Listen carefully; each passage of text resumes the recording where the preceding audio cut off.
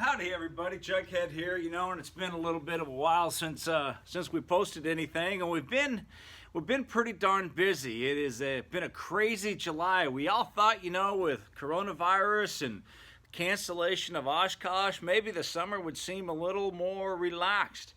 July was definitely not the case for me in that regards. Instead of doing low and slow out to Oshkosh and having a great time with all my STOL brothers and sisters at the Fun Fly Zone at EAA, and instead we spent a bunch of time moving airplanes across the country. Had the honor to go out to Pennsylvania, pick up a 170.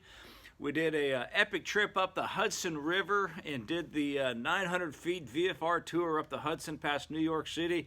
And then we pointed that bird west, and 115 mile an hour, we went all the way to the middle of Iowa that first day. And then the next day took off and was scheduled to be in Portland, Oregon by sunset that night. And it was going well. We got into Billings, Montana by about 12:30 in the afternoon. Still had one more hour to gain on the clock as we went to Pacific time zone, but we had a magneto give us some problems at Billings. So we left the airplane there for a week. Played the conservative smart answer, let the mechanics work on that. Came back, picked up the airplane, finished a great trip back to the Portland area with that 170, a nice old A model.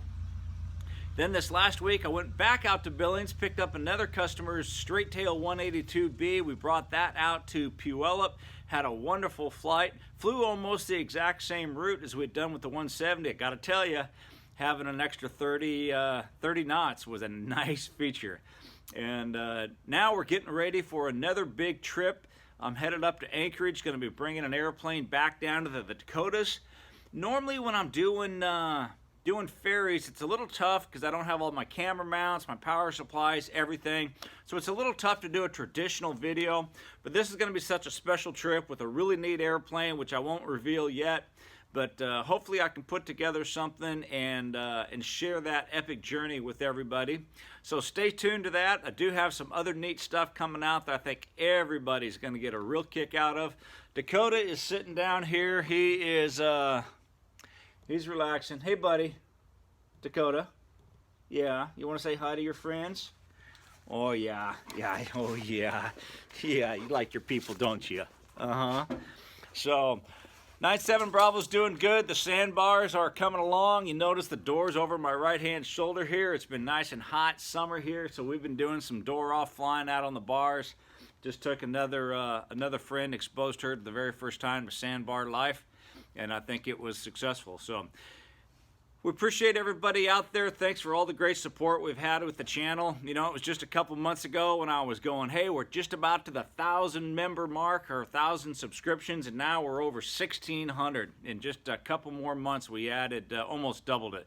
So I really can't thank you enough. If there's something you want to see, want to hear from us, have questions, be sure to throw them down in the remarks or send me a message on a variety of social media where you'll find me.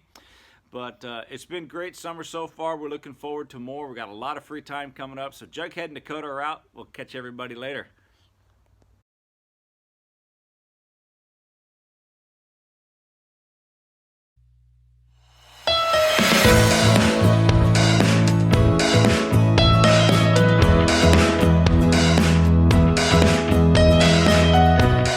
We visited the historic Vansant Airport, which was home to an old Air Force pilot training buddy of mine. The gliders, the tow planes, the old historic biplanes, the rolling grass runway of the hills. It was a real treasure to stop by this place and talk to some folks who are old friends of David Somp. We miss you, buddy.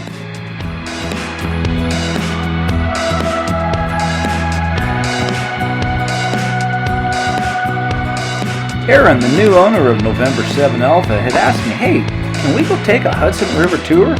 It was only about a 45-mile flight out to the east, so we sure did. And what a once-in-a-lifetime opportunity. Here we are at the south end looking up towards the Hudson.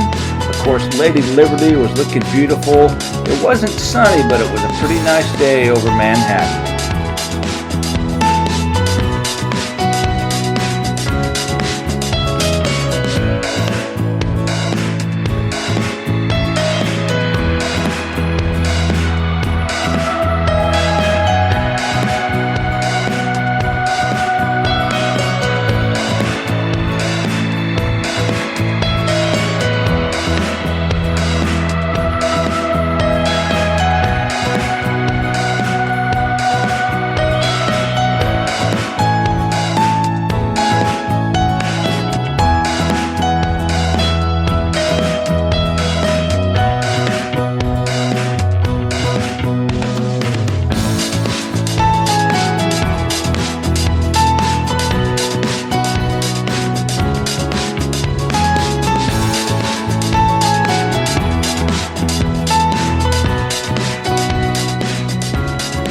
impressive bluffs are on the left side of the river as you go north out of New York City. We're only 10 miles from downtown Manhattan.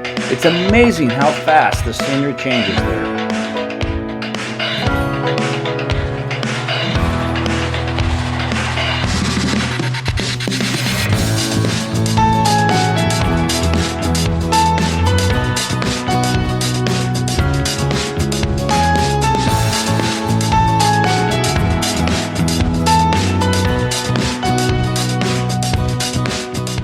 Our first fuel stop was at Lockhaven, Pennsylvania, home to the famous Piper Aircraft Factory.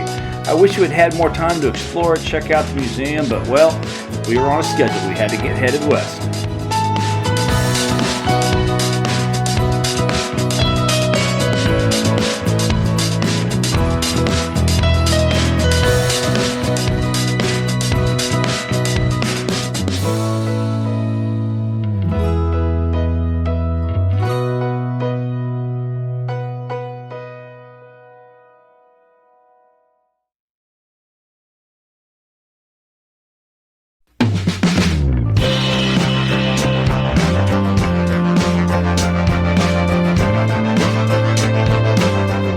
As the sun was setting that first day, we were ready to call it a day. We landed in Benton, Iowa, where we found a great airport office with 2 couches, air conditioning, and we greeted to this beautiful sunset. By sunrise, we would be airborne again to continue the second day.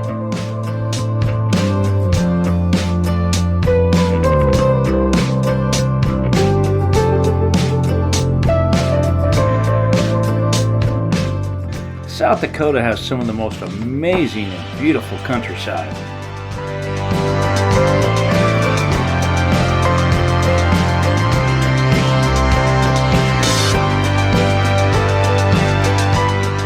The farmlands of Grangeville, Idaho, looking pretty. Firefighting Chinook, thankfully, had been pretty quiet this year at Lewiston, Idaho. As we are approaching the Columbia River Gorge, we are actually looking forward to flying under the high clouds and then seeking some rain to wash the bugs off the windshield. Rain never got too bad, and Mount Hood was sticking out the bottom as we skirted around her to the north.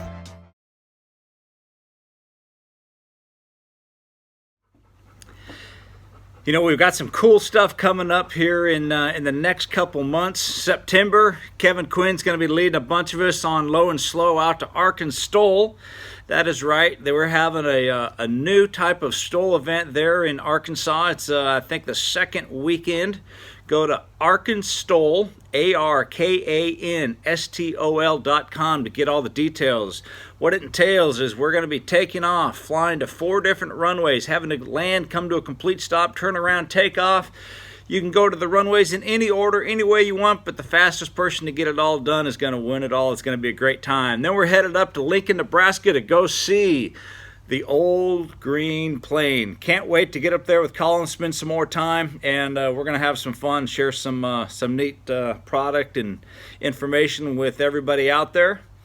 And then let's see, what else do we have coming up? Of course, hunting season's getting ready. High Sierra fly-in, unfortunately, is not occurring, but Kevin has said that he is still going to be putting on the STOL dregs, and we're going to be headed down for that, it looks like. That's going to be presented out on social media, video platform of some sort. Expect more details out of Mr. Quinn on that. So all the great STOL drag racing still going to occur. We just won't have as many people on the lake bed for it. So there's still some neat stuff coming up this fall for everybody out there to help get over all this corona stuff. So we'll catch everyone later. Remember, if you liked it, hit that subscribe and like button, ring that bell, and you'll know when we're going flying on our next adventure.